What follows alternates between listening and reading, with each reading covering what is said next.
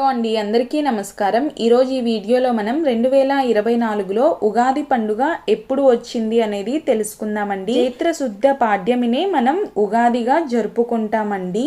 మనకు చైత్రమాసం శుక్లపక్ష పాడ్యమి రోజున ఆ విధాత ఈ జగత్తును సృష్టించాడని నమ్ముతారు.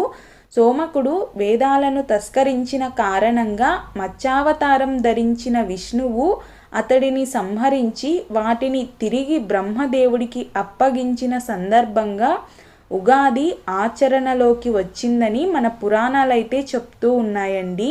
నూతన జీవితానికి నాందిగా మనం ఉగాది పండుగను జరుపుకుంటామండి. 9 ఏప్రిల్ 2024 మంగళవారం రోజునైతే వచ్చిందండి. ఈ సంవత్సరానికి వచ్చినటువంటి పేరు ఏమిటి అంటే శ్రీ క్రోధినామ సంవత్సరం అండి. ఇది మనకున్నటువంటి తెలుగు సంవత్సరాలు 60 ఉన్నాయి.